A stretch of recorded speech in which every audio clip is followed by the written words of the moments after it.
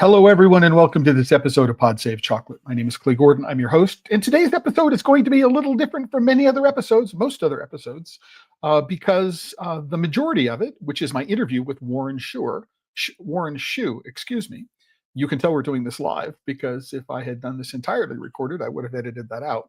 My interview with and tasting with Warren Shu, who's the founder of Fu Wan Chocolate, has been pre-recorded. And one of the reasons why is I take note, and it's 2:00 in the morning in Taiwan at the moment. And if we were doing this live, it would be an inconvenient time for Warren. So that's why we're playing a recording. Now, you can go into the live chat replay in YouTube or the comments in LinkedIn and Facebook and let me know where in the world you're connecting from. I can get that up on screen, but I won't be interrupting the recording to respond to it. I'll just put it up there and give it a thumbs up and say, hey, thank you, right? And I'm going to let the video play and I'm going to hide myself from the stream so you're just watching the video. So it's a little different. But before I do that, what I want to remind everybody is that this episode of Pod Save Chocolate, like every episode of Pod Save Chocolate, is sponsored by the members of The Chocolate Life. This is the homepage of The Chocolate Life right now. You can go there. There's a button up here. I'm logged in, so it says account, but if you're just visiting it, it will say join. You can click on that button and you can become a member. There's always a free membership tier. There's been a free membership tier for the last 17 plus years now. And so my commitment. And then I also want to let everybody know that if you can support the work financially, this is the place to go do it, to set up a premium account. And I appreciate everybody who can do that. So since the last episode, something really important has come about. And that is if you come over here to The Chocolate Life and you click on the forums button on the top, this will take you to the Chocolate Life forums website. And it's now at forums.thechocolateLife.com. It used to be at archive. Now it's at forums. And it now works. You can go sign up, become a free member. Unfortunately, you need to do a separate sign up. There's no single sign on, but you can do that. I am approving each membership, so you won't be able to post right away. But once I have approved the membership, you will be able to go into the new forums section, and you can do a classified. Every one of these forums is open, except for the ones that explicitly say read only. Right, so where I am not taking any new input, but this is now available. So you don't need to send me a question, and I'll ask it under the Ask TCL banner. What you can do is you can go to the forums website, and it will function exactly like it did prior to my moving off to the Maven network. And I am doing a little bit of fixing up of the user interface and the user experience, so it will improve over time. So please be patient. I also want to note that, again, I do host a calendar here, so it's not in the top rail. You don't see the events calendar, but if you click on the magnifying glass and you type in the word calendar, you'll see it says chocolate events and holidays calendar, right? And if we search for the month of May, what we can do is I updated this in May. So here are events and holidays in the month of May 2025. So that's always available. And I highlight some of the events in the monthly newsletter. So if you've got an event you want hosted, you can go to send it to me and I will put it in the calendar at no charge. And then finally, today and tomorrow are the last days to take advantage of the 10% off offer, 10% discount offer from Via Kuyaya. I interviewed Tanya Molina, who is the founder of Via Kuyaya, last week. And as a part of that episode, she gave me a 1-week discount code, Clay, all uppercase, Clay10. So if you go to viakuyaya.com for deliveries within the United States and use Clay10 at checkout, you'll get a 10% discount off the order, not including shipping and stuff and tax and stuff like that. But you get the idea. It's pretty standard. All right. Also, for every episode of Pod Save Chocolate, I put together a post. Here is the post for this episode. It gives a run of show. If you're watching this after the fact, you also have archived links. I want to show you this picture. It was taken in 2017 at London Olympia at the London Chocolate Show. It may have been the Salon du Chocolat London at that point. I don't remember exactly, but this is my memory of Warren. Whenever I think about Warren, I think about this photo, which is a standard iPhone photo, a portrait, which was run through an app called Tintype to give it this 1800s look. And it's just the smile on his face, right? This is what I think of when I think of Warren. This is a guy who is having fun working in the chocolate business. And so this just fills me with a great deal of joy. So I love looking at this photo, even if it's one that I took. But you'll also find a map, where is the Pingtung region? The product Fu Wan is available at Computos in the United States.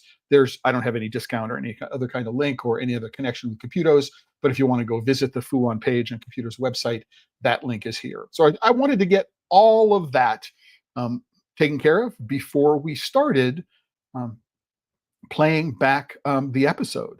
And that is what I am going to do now. So I'm going to close my mic and I will be back after the pre-recording plays.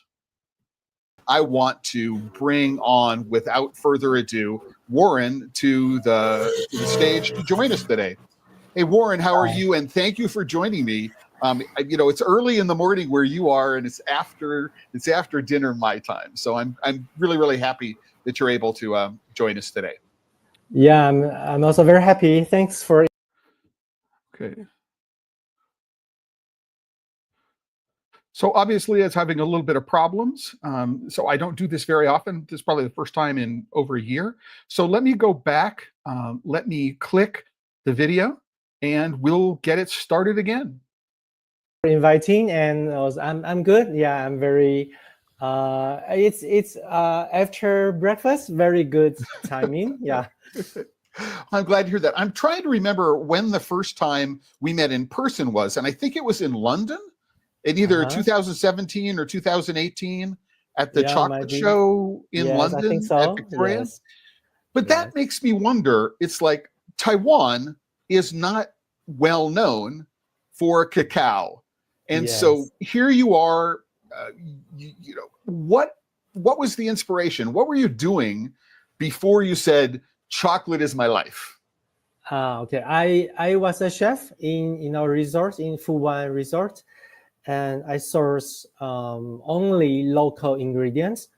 So one day a farmer came to me, brought some fresh cacao pods, and I think, what the hell is that? And finally I realized that is a real fresh cacao pod.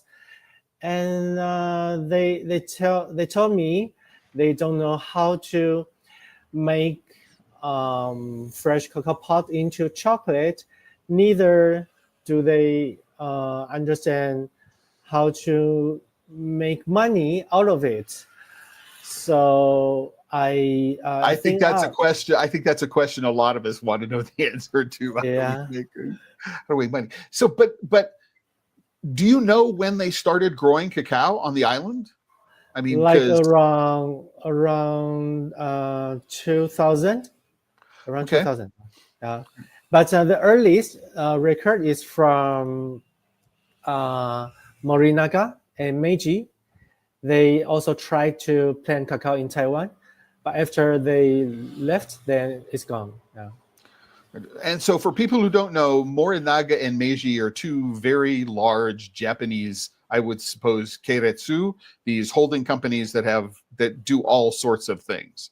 And Meiji, I think, is probably the largest chocolate company in Japan, but let's not talk about them. Yes. Right? Let's talk about the fact that they tried to grow cacao in Taiwan. They gave up, right? They left. And so all of a sudden they came to you. So a farmer comes to you with cocoa pods and says, chef, I don't know how to make chocolate out of these things. Can you help me? And you said, yes. Yes, because I always like to challenge myself and play with new ingredients. And also they tell me that they plant cacao to substitute betel nuts. Do you have an idea of betel nut? Yes, I know what a betel nut is. Yeah. Okay. So maybe you can explain to the audience. I believe most of the audience don't know what is betel nut. You know what I'm going to do is when I put together the post for this episode, Okay. what I will do is I will put links to articles about betel nuts. Okay, Right? great. So because I think that's the better way to spend our time here. But I think it's interesting. Many people think about replacing cacao with something else, right? And this is a case where what they want to do is they want to, they're replacing cacao with something else. And here what they're doing is they're replacing something with cacao. Yes, actually they tried many different crops like coffee, avocado, banana, cacao, and so cacao is one of the most with highest potential to become big and sell to the world. So I think it's a good reason that if I can help them to change from betel nut to cacao, then I think it's gonna help a lot to their life, to their economy. So I think, it's fun and it's a good idea. So I start to do the research and try to make fresh chocolate. So tell me a little bit about that journey. How long did it take from the time the farmer came to you until you said, "Ooh, I've got some chocolate that I'm proud of"? Yeah, so it's like about, I would say, 3 to 4 years. Like firstly, when I got that pot, it's around 2013. And then the first time we entered ICA Asia Pacific, that is 2016. So it takes about 3 years to make the chocolate from bean to bar. And after in 2017, we started to do that from tree to bar, which means we started to do our own fermentation in 2017. Yeah. So we're going to get to the tasting component, but what I want to say is I have two bars from two of the 4 bars that we're tasting today. Yeah. One of which is called Beer Yeast Number 1 Armstrong Ale Style. Yeah. And so, making chocolate is hard enough, right? And fermenting is hard enough. These two things are entirely separate disciplines. But you say, you know what? Fermenting isn't tough enough. I'm going to go start experimenting with unusual fermentations. Right. So I have no idea what the Taiwan number 9 Pingtung double ferment is. People may think about, chocolate from Valrhona and what they call double fermented is what they're doing is they're adding fruit flavorings into the fermentation pile. Right. Yes. And is that what you're doing here with the number 9? Yes, I do put one special ingredient, but that is my only secret. Okay. My secret ingredient to make the bacteria work harder, more vibrant. So that is the first special fermentation that we tried. And when I first time did that, it was like bomb in my head. It's like I think the flavor is so similar to chuncho or like something from Madagascar. It's so different from local Taiwanese flavor. Yeah, so that one is our all-time favorite. So I'm looking forward. I'm looking forward to this. But you meant this. So this is sort of interesting, because when I think about the way cacao moved from South America into Oceania, Australasia, all the islands, Malaysia, Indonesia, right? We think about the Jesuits transporting things into the Philippines, particularly, and the cacao that went there. But what kinds of cacao did people introduce to Taiwan? The genetics. Are you familiar with the genetics? Yes, they are. I would say half from Malaysia and half from Indonesia. Half from Malaysia. Half from Malaysia. Okay. Yeah, and half from Indonesia. So they would have taken varieties that were known to grow well in that part of the world, in those environments, under those conditions. right, from Indonesia and Malaysia. Okay, that makes an enormous. That makes an enormous. They weren't, picking very special genetics from other parts of the world and bringing them. So they didn't bring criollos, and they weren't bringing those things specifically. Yes. Right. So how does that palette of flavors? I mean, is that why you got into the special fermentations, to be able to take the flavors that the cacao was providing with you and be able to change them up in many, many unusual ways? Because it's hard enough making chocolate, and were you a pastry chef, or did you come off the hot side? I mean, like, I am a foodie since I am a child. I was a child. So I like to eat, and I like everything about ingredients, about food. So I enjoy tea, coffee, wine, everything. Yeah. So I think I got some talent that I can detect some very subtle or very mild flavor during the changing. So that's why we can, I would say, like, fix, or we can improve our processing or our fermentation year by year and day by day. Yeah, so that's mostly based on experiments and our tasting. So I've been to many, many places, but I haven't been to Taiwan, right? Yeah. I did some wonderful work for a group of Taiwanese video engineers in a previous life for something called the Taiwan Broadcast Development Fund when I was working in HD production. But so when we go, for example, to Colombia, there is a very developed cocoa culture, right, of chocolate culture. Yes. Right. But if we were to go to Ecuador, it's a very, very different culture in terms of consuming chocolate. Yeah. What does the average Taiwanese think about chocolate? I mean, is there a culture of consuming chocolate, or is it mostly candy? What is that all about? Yeah, it's like candies. Yeah, so we don't have a strong chocolate culture like Japan or even in Southeast Asia.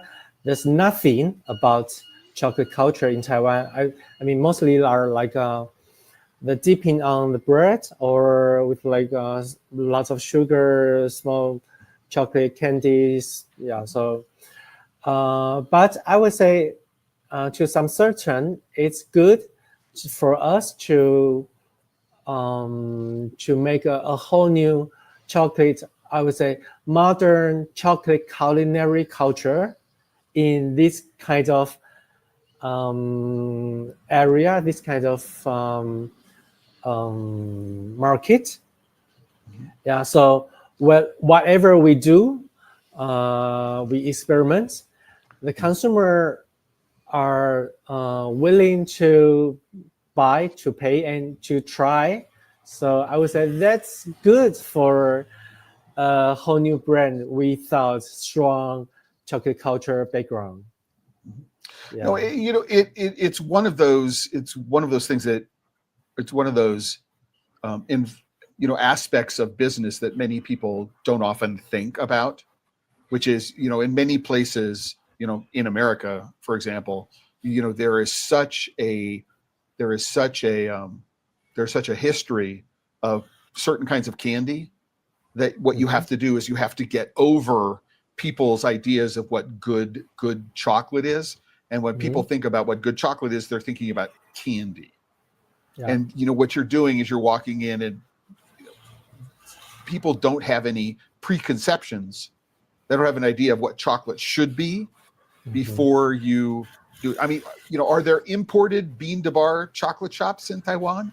I mean, or do people know about Fu Wan, and that's pretty much it? Yes, I mean, before us, there is no bean to bar chocolate, but of course, most of the like chocolate candy bars or like a low percentage chocolate bars are imported. And but now, yes, now like we can see sometimes Naive, sometimes Chatel, or Pacari, also Oro in Taiwan, but just few, like no more than 10 brands.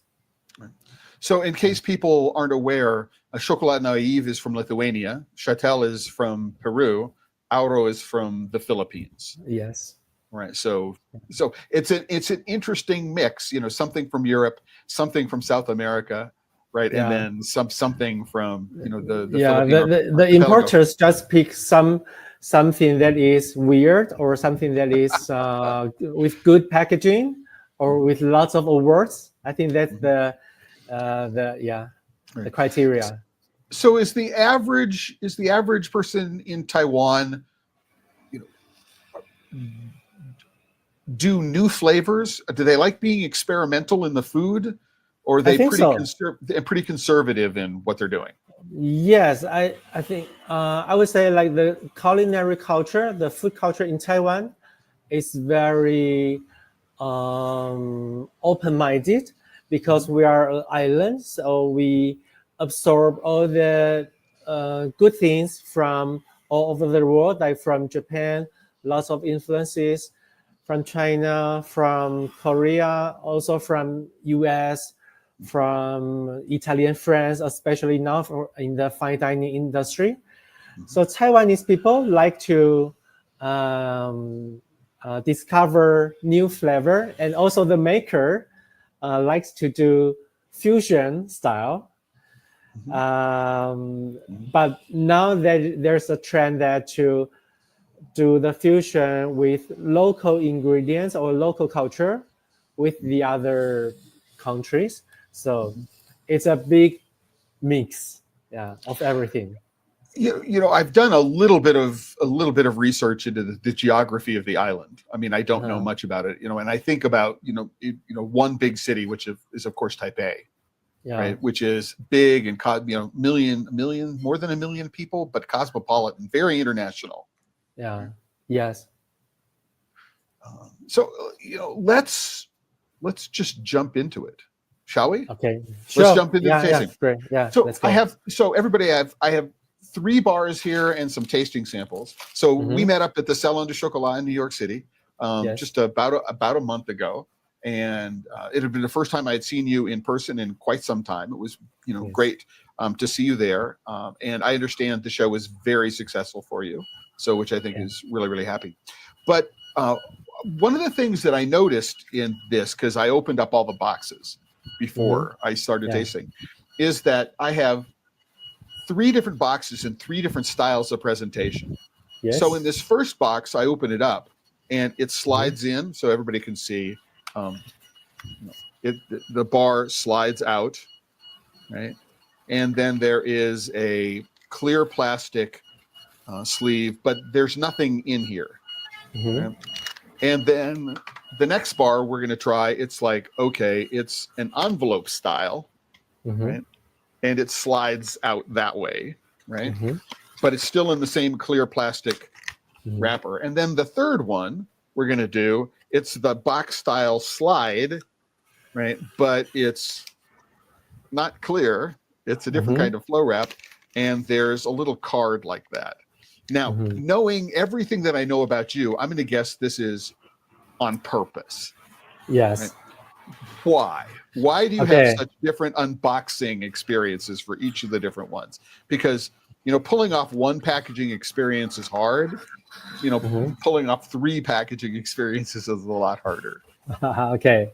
So for the clear plastic, usually we do that packaging because that is easier for us or for the distributor to check if the condition is still good, the tempering.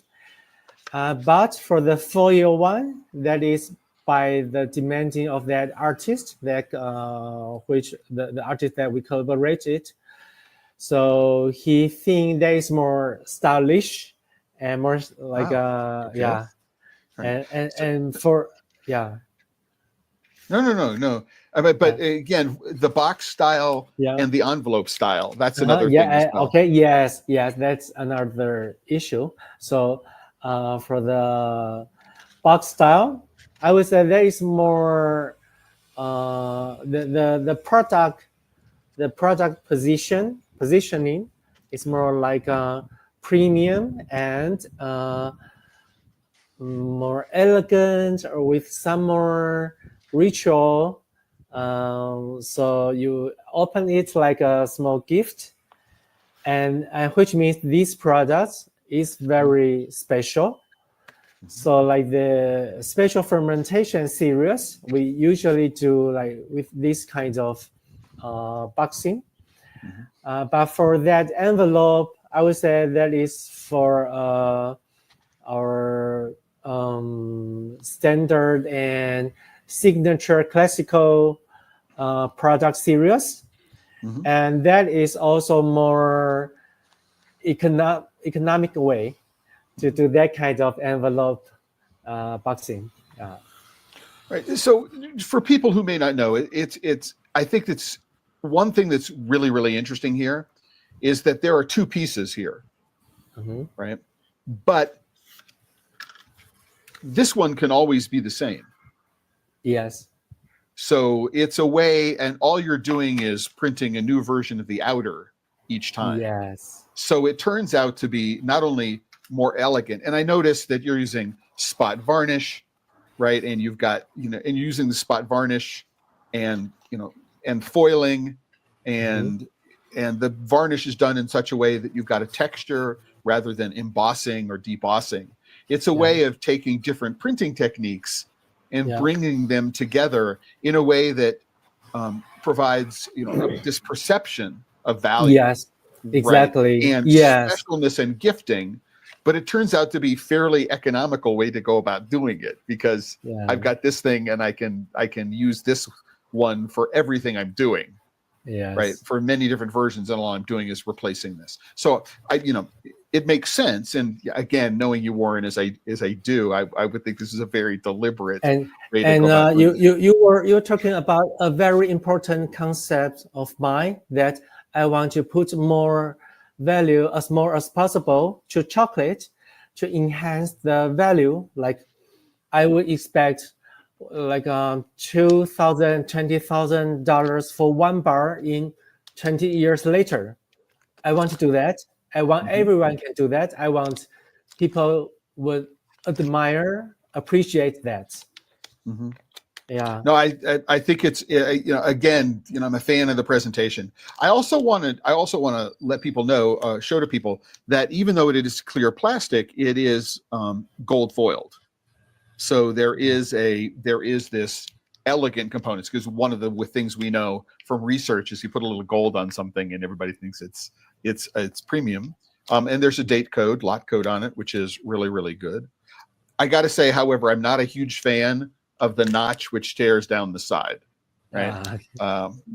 Just for lots of reasons. I understand why it's done. So are all of the bars rough ground style? Because I know that this one is. Okay. Right. Yeah. So this one is, Yeah, as well as the ping pong, the number 9 double ferment is also.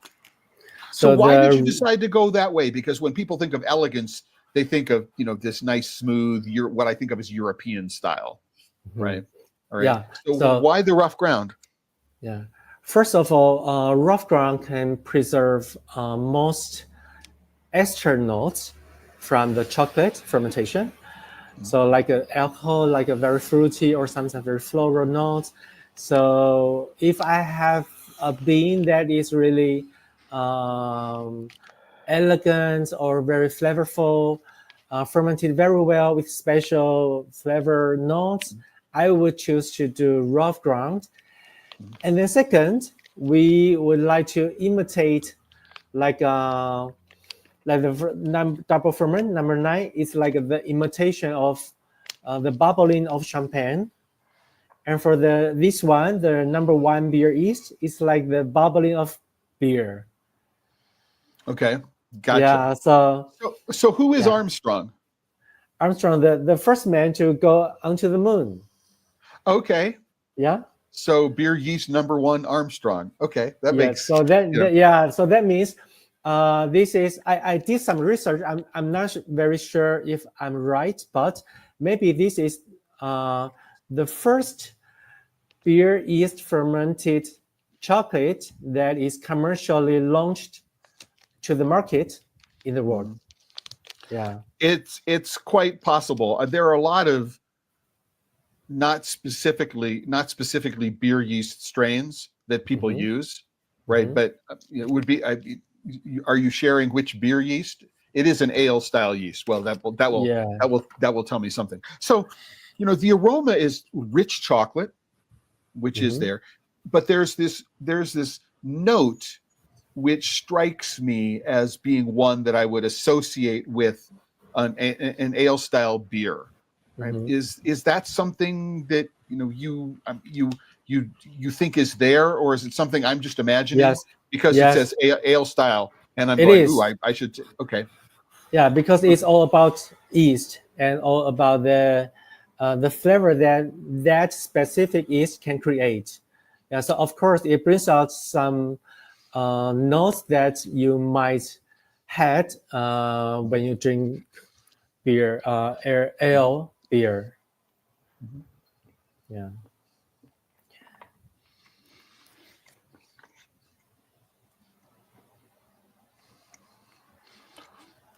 So is the texture of this from the nibs, or is the texture from the sugar? From the nibs.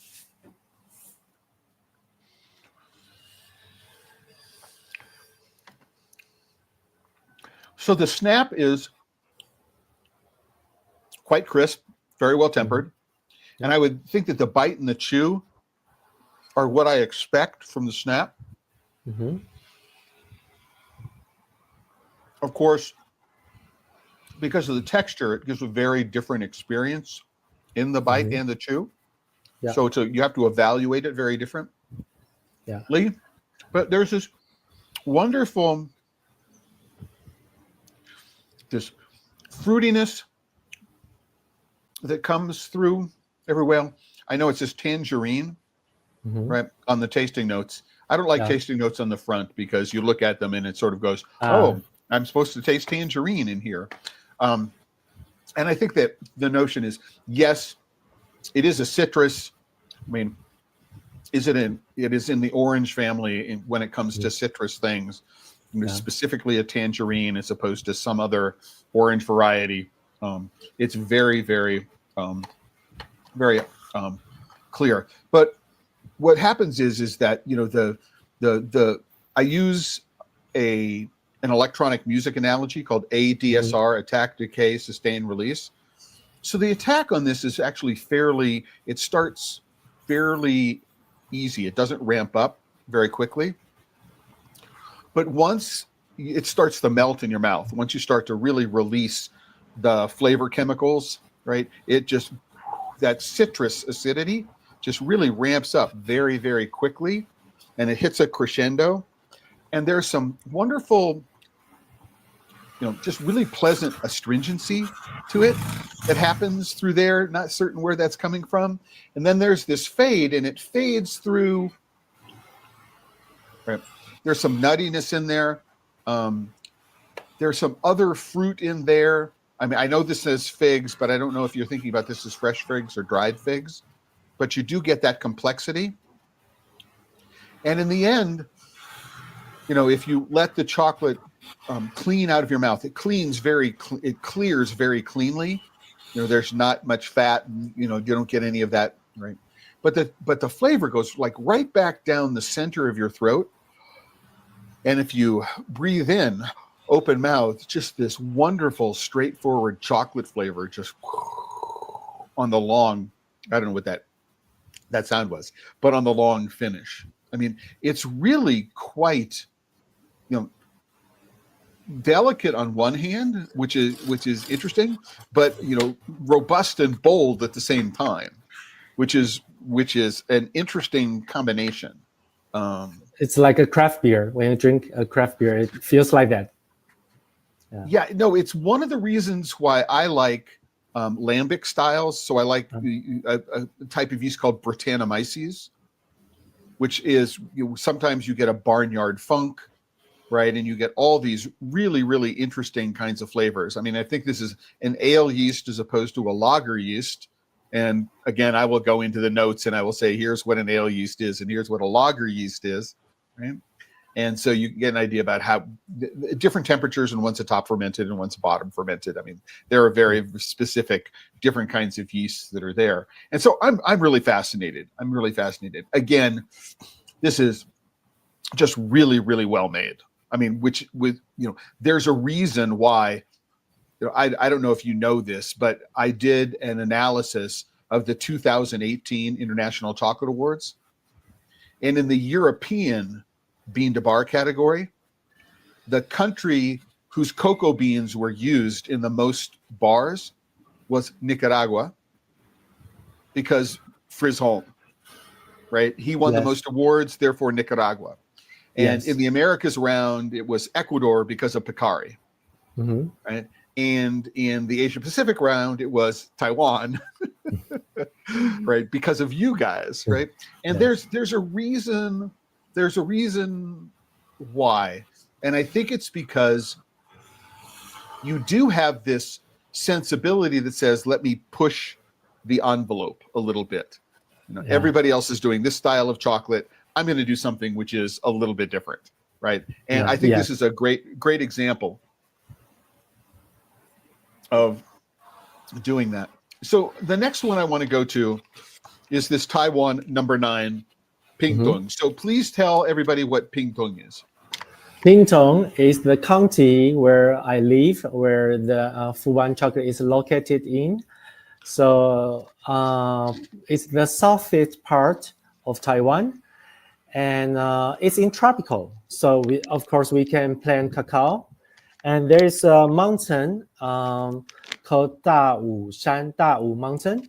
So all the cacao trees are planted around there, and the water comes from that mountain. It's very good, with very good nutrients, minerals, and so that makes the great cacao. Mostly the bricks is more than 20, sometimes high to 25. So very sweet and sour balance, and very nice flavor, very flavorful. Yeah. So in case people didn't catch that, you were talking about the pulp. The pulp has bricks of 20 to 25. Just make sure, right? Which is high for cocoa pulp. Yeah. It's usually somewhere in the 18 to 20 range, somewhere in there.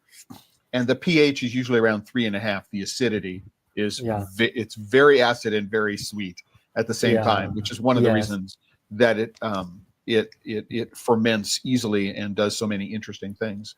So this is the #9. It's also a double ferment.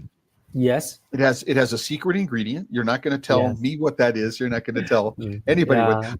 I just want to let you know is you have this fan blowing on you right now. It's maybe warm where you are, but you should need to do the hair. I can close the window. No. It's fine. I was just thinking, it's just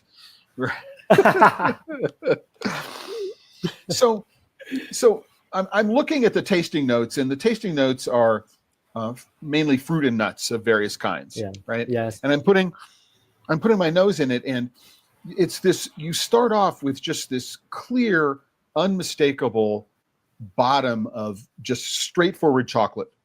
Yeah. Right. And then as you start smelling it a couple of times, and as you warm it up, you take your thumb and you go on the back of this.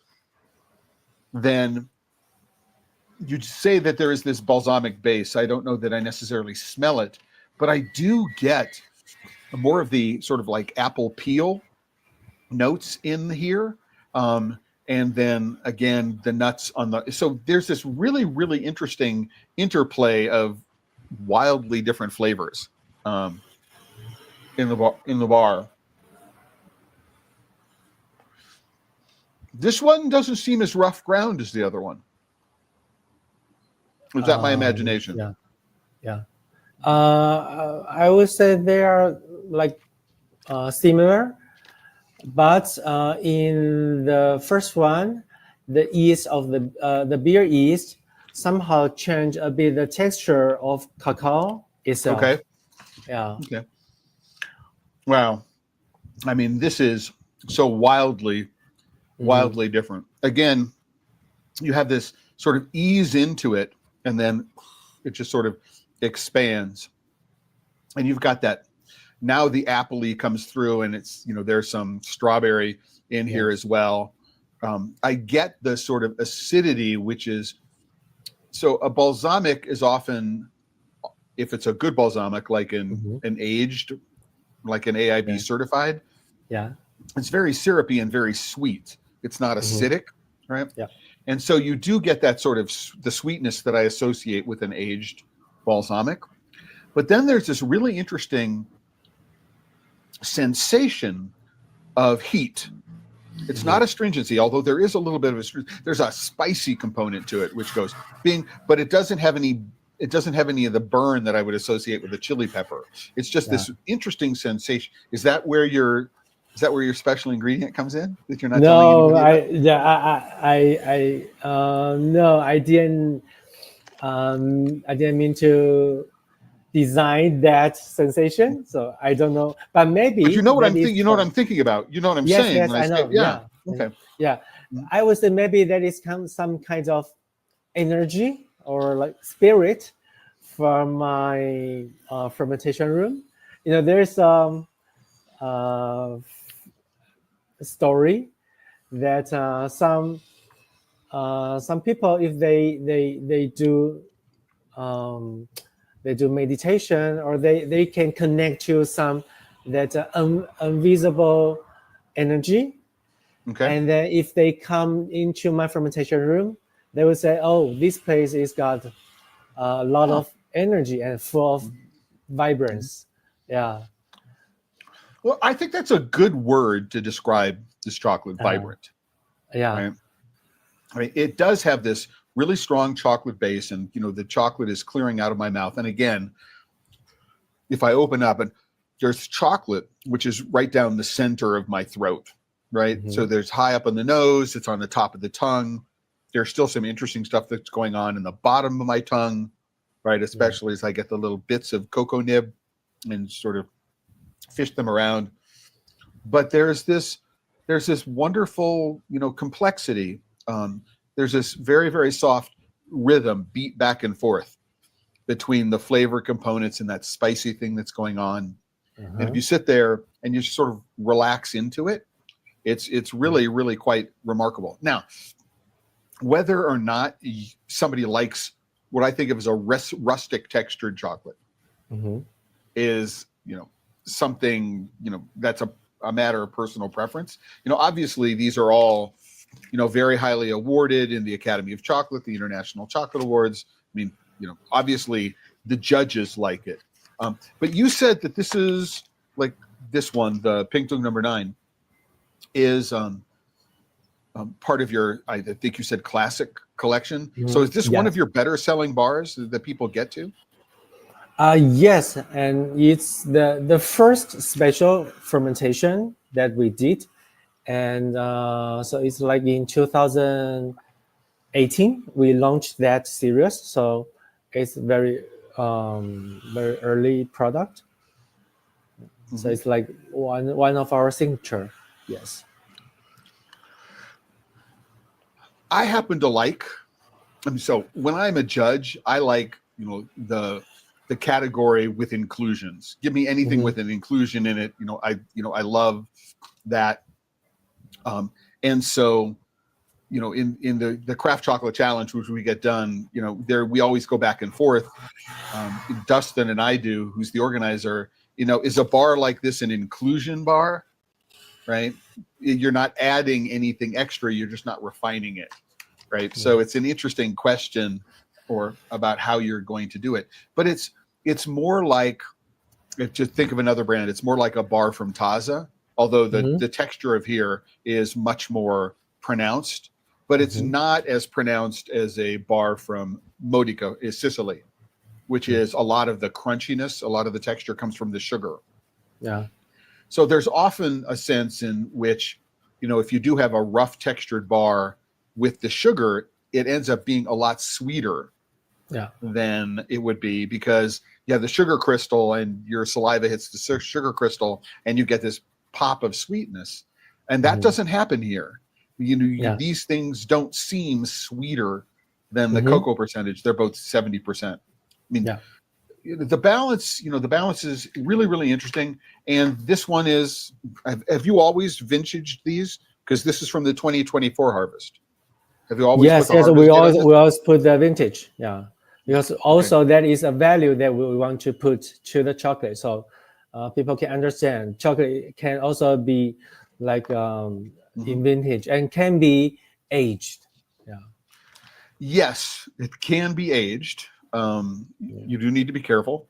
But if at some point, if you're going to age it to a certain point, what you have to do is you have to detemper it and retemper it, right? But it is really quite fascinating to see how chocolate does age over time.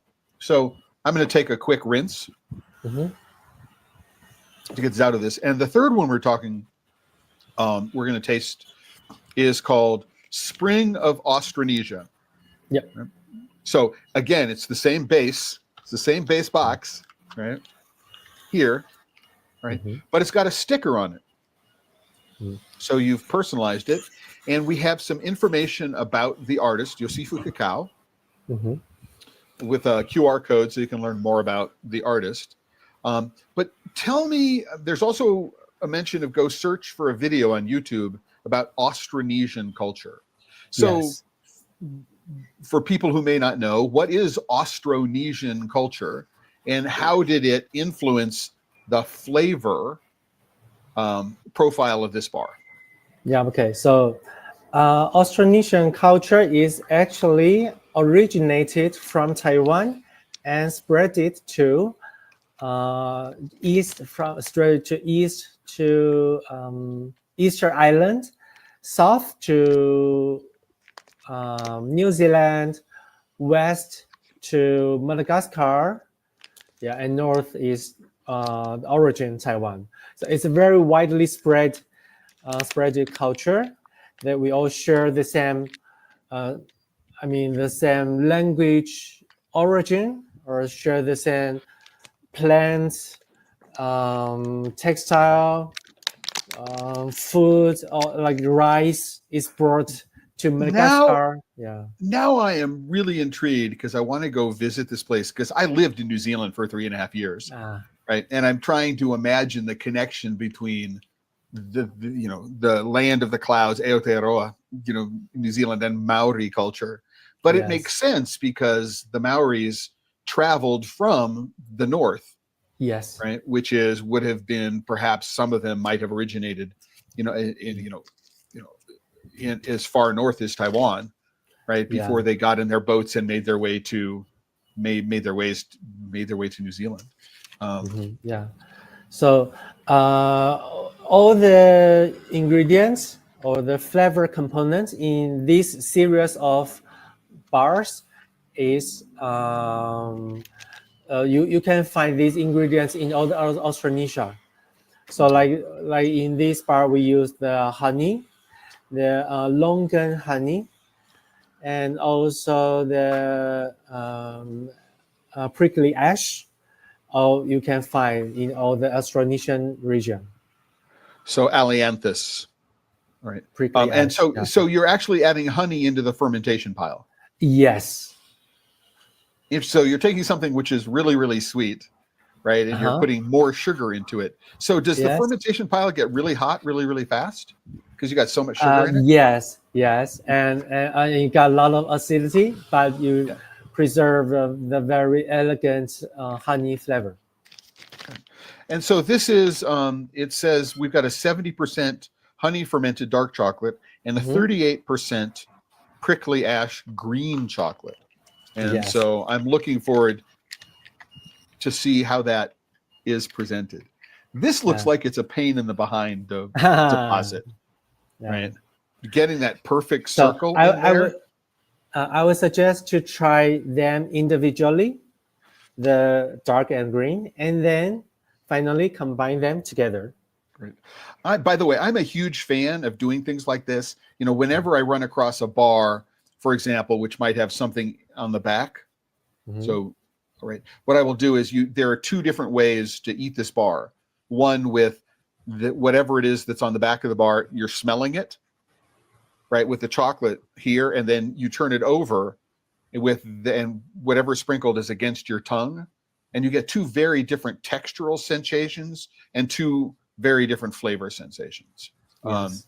This is also different because it's a different mold, right? So I got fingerprints all over the mold, but the back is, really clean, right? In terms of the tempering. I mean, it's just, in terms of understanding the craft of what it is that you're doing, it's obvious from just looking at this that the people who are doing the work of producing things and turning out the bars, right? If that's not you, right?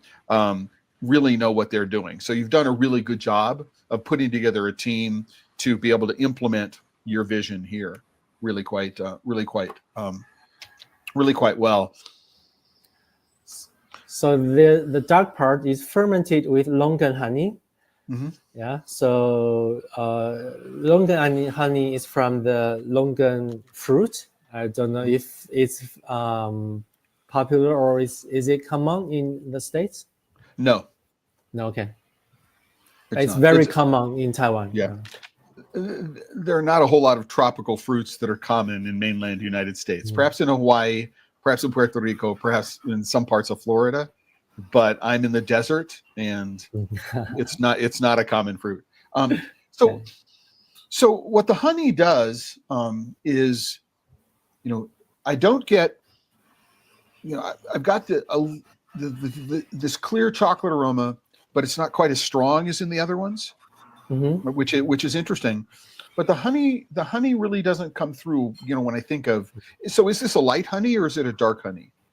It's more like a dark honey, but of course that dark chocolate also absorbs the aroma from that green chocolate. Mm-hmm. So when you smell it, maybe it's mostly the smell of the prickly ash, but when you taste it, I think you got that honey flavor. No, absolutely. I mean, the honey and the texture of the chocolate is a little softer as well. And I don't know if that's coming from the way the beans are affected during the fermentation, or if it's because you added more cocoa butter or something like that in. But it is a softer, at the same temperature as the other ones. It has a slightly softer snap. It has a slightly softer bite and chew. But the finish on it is the honey. Yeah. I mean, it is really quite remarkable that, the chocolate is gone and all of a sudden, I've got this very, very special, wildflower fruit honey aroma or, taste in my mouth. And it's, up here in my nose. So it's bright and aromatic and it's light and it's yummy. I mean, it's yummy. Thank you. And then what I'm going to do is, so I can't have just the green chocolate because there's a base, right? Yes. But again, I mean, I imagine like depositing these bars, you've got this green thing and you have to put it in the mold and then you fill it up with chocolate around it. It's non-trivial to do. So the green part is made with the prickly ash. That is from the same family of Sichuan pepper. I think more people understand what is Sichuan pepper. Mm-hmm. So got like the numbing flavor, but also a very fresh, refreshing plant-based note. Yeah, no, absolutely. I mean, what's interesting is that you do get this greenness, which is what it starts off with. And it's almost like, I mean, here in the desert, I would say prickly pear cactus. Mm-hmm. It has a similar kind of greenness to it. And when we think about Szechuan pepper, I mean, there's none of the numbingness really, but the flavor of the green goes back and forth between the Szechuan pepper and the prickly ash and the Szechuan pepper and the prickly ash. It'll be this peppery note, which is not hot by any stretch of the imagination. It's just a suggestion of it. And then this green, which is, what would it, For the US customer, usually we say the taste note is like lavender or sage or rosemary flower. That is more easy to comprehend. I almost think it's a little closer to geranium. Okay. Great. Right? Yeah. If you were to think about a geranium stem, it's there. If you have never eaten prickly pear. And, the combination, I'm going to try the two of them together. I'm going to get a bigger piece of the dark chocolate. And again, everybody, when you do this, you've got the green side on your nose or on your tongue. You're going to have two different tasting experiences and two different texture experiences, depending upon how you orient. It's like eating sushi. It's like eating sushi. Without the raw fish. It's exactly like eating sushi.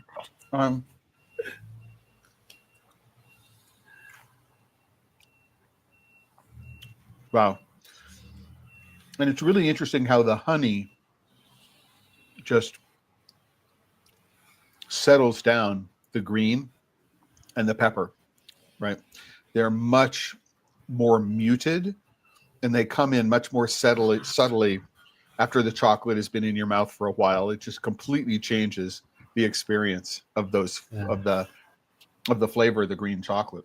I mean, and this is one of the reasons why I've been a huge fan of yours from the very beginning. This kind of playfulness. And when I think about innovation and because we do have an awards category for innovation in the Craft Chocolate Challenge. Yeah, this is exactly the kind of thing that I look forward to when I want to recommend things for that category. I mean, this green disc in the middle of a bar, it's just like so unexpected, right? You look at it and you go, oh my gosh. And while the silver foil, maybe it's classier, maybe it's not, what it does is it hides the reveal. You don't slide open and you get to see the green disc through the plastic, right? What you have to do is you have to open this up and it adds to the mystery of the presentation. It's really quite lovely. It's really quite lovely. Yeah, thank you. Yeah, great. Well, yeah, it's like I've had these bars for over a month, and it's been warm here in a couple of days, and trying to keep them from melting is always a challenge when you're in Arizona. And it's like, oh, I really do want to open this bar and try some, but I'm not going to. It's like so much self-restraint, so much of I can tell you this green bar. So the Spring of Australasia praise. Are there other bars in the Spring of Australasia series? No, only spring, summer, autumn, winter. Yeah. Gotcha. All right. And we have one more, which is not wrapped. So these are tasting samples from the show. So tell us about Tea Guan Yin tea. So is that the kind of tea that this is?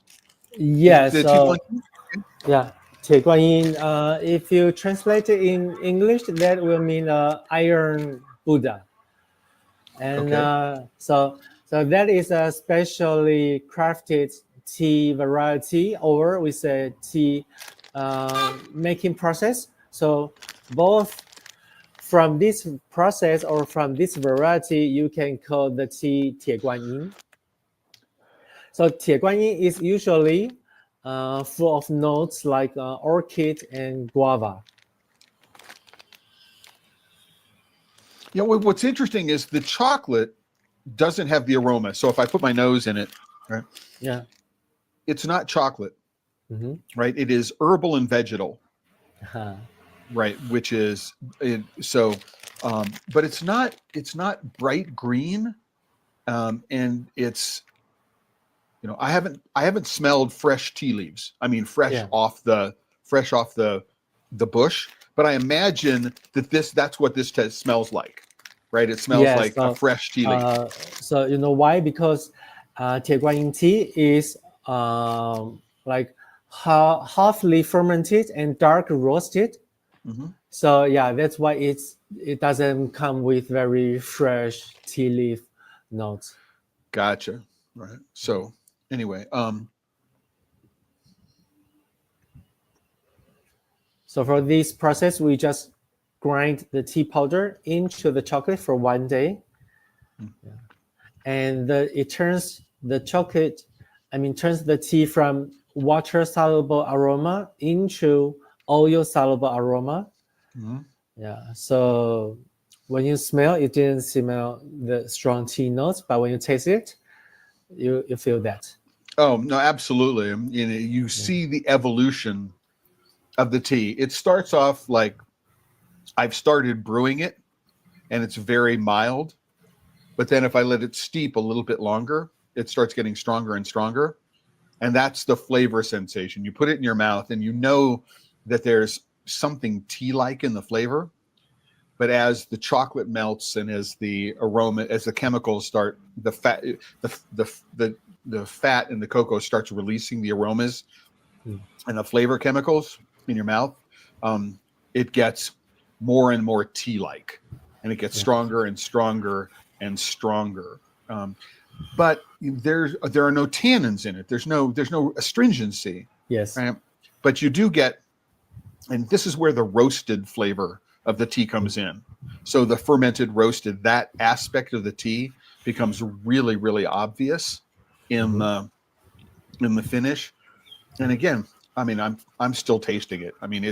I've got this, if you're a tea fan, I just, number one, if you're a tea fan, right? And if you're a tea fan sort of in the sort of, I would say, the oolong style of tea, right? So I'm a big smoked tea fan, so a lapsang souchong or something like that. I love that kind of stuff. But at one time I had like 4 or 5 different varieties of oolong, right, in my pantry, and for different times of the day. But if you like that kind of tea, you're really gonna love this. So is this one you've been making for quite some time, or is it a brand new one? Yes. Also, like, since 2017 or 18. Yeah. So it's our all-time bestseller. I can understand why. If you're a tea fan and I could imagine doing a really, really interesting tea and chocolate pairing exercise with this, using this chocolate with different kinds of teas. So I can imagine, what would it look like with a sencha? What would it look like with a matcha? What would it look like with, other styles of maybe a pu'er or something like that? Just get very, very different and see how the flavors of the tea and the chocolate sort of influence your perception of the flavors, right? And each one of those teas is brewed at a different temperature. And so you can start playing with the temperature of the tea as well. I can imagine it would be a lot of fun for tea geeks to go and play. So in Taiwan, like we like to do the tea chocolate pairing. Like we'll do it several times in a year. No, I can really understand it. This has been a real treat.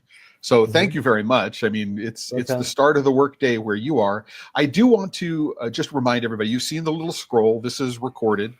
But the links to this episode will be in the post for the episode. But what I'm also going to be doing is I'm going to be including a link to the Fu Wan website.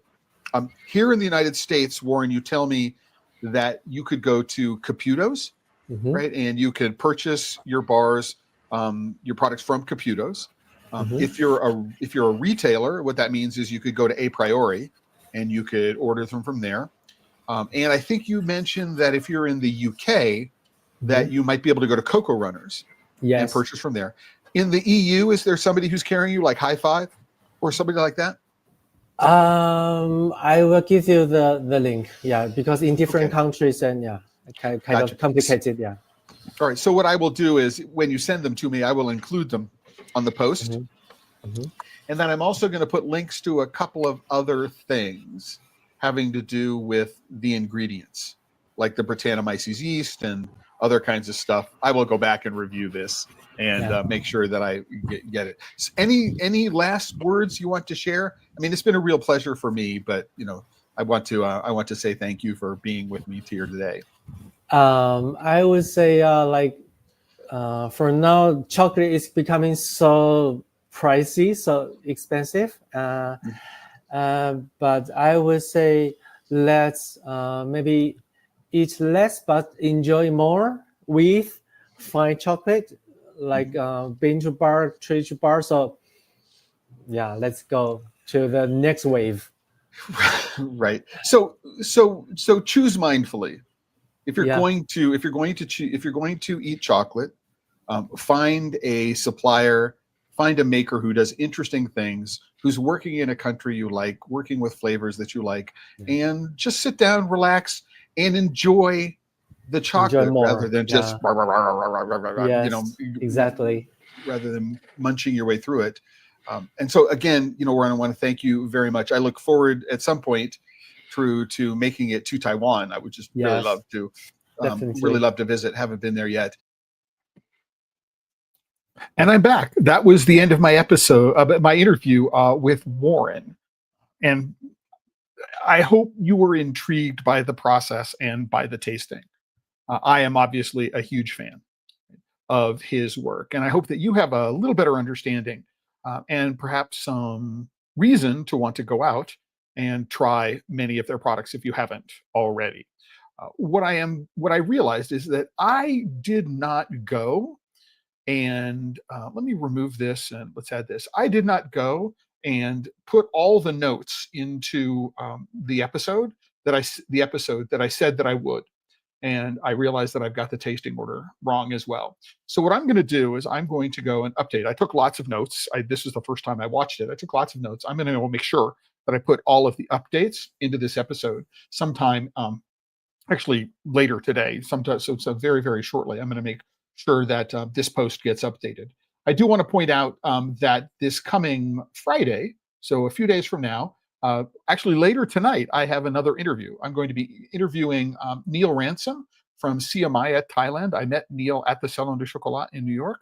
So I'm going to be interviewing him tonight for this Friday's episode. Similar kind of concept. I will be live at the intro, I'll be live at the outro, and the middle of it will be recorded. A week from today, we're going to have the May News and AMA.